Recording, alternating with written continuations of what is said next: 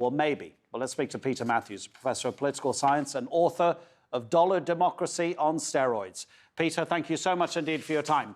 Okay, so you know these three leaders, and more people than not in their own nations disapprove of the way they are handling the pandemic. Is there a common trait amongst them that means they haven't been as effective as some other world leaders? Yes, that's correct. They were not willing to work as a team and listen to science and reason and have other advisors whom they could consider their point of view. Instead, it was always they were right. They themselves, President Trump, Bolsonaro, and Prime Minister Johnson always felt they were right. They're infallible. They could never be wrong. And what they decided was the correct way to go. And they rarely based it on science or reason. Instead, they went with the feeling, the gut feeling. And that was very dangerous because early on, if they had done what South Korea, for example, had done, and other countries like Germany, is massive testing based on science, contact tracing, and isolation of people that were down with it, that would have been much better as the numbers showed. And these leaders were not willing to look at the science and to accept advice from experts. That's the other problem. They disregard the experts' advice quite often. Many observers, you may be one of them, describe leaders like the three that we're discussing as populists. The populist comes to power and says, I will deliver on the anger you're feeling about one particular issue. Of course, in the United States, it was the political elite who was draining the swamp for Trump, wasn't it? For Johnson, it was about people in Britain, those who voted for Brexit, feeling that British sovereignty was suffering at the hands of the EU. For Bolsonaro, it was very much about lawlessness and security in Brazil. Has populism suffered as a political philosophy because of what we're seeing during the pandemic? First, we should differentiate between right-wing populism and progressive populism or left-wing populism. Right-wing populism does put forth grievances of some people, not all the people of the country, but the people that are considered to be the real true Americans or the true Brazilians or the true British people who are having difficulty with Polish workers coming and taking their jobs. There's always a xenophobic dimension to right-wing populism.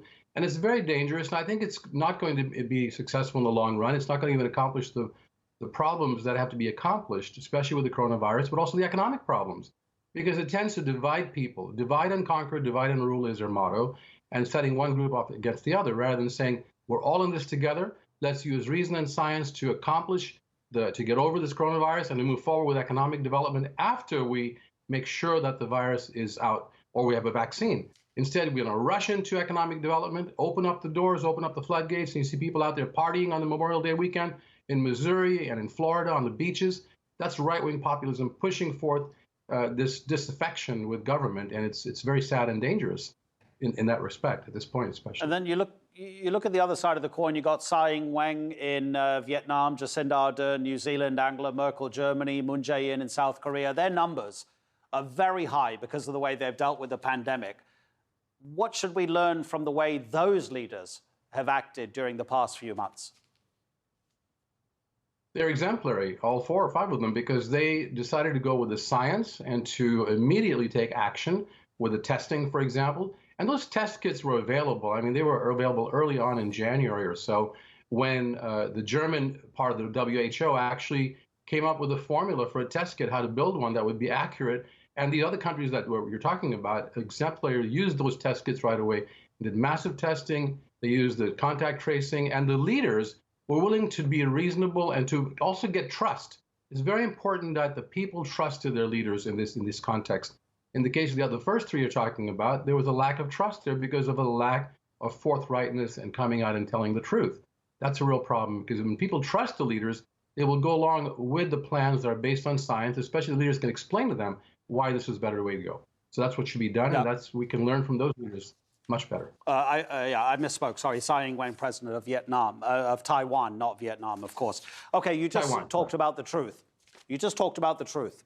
So what is it about the 3 leaders, Bolsonaro, Johnson, and Trump, that they seem to have a problem with the truth? Boris Johnson, before becoming prime minister, dismissed from 2 jobs for lying.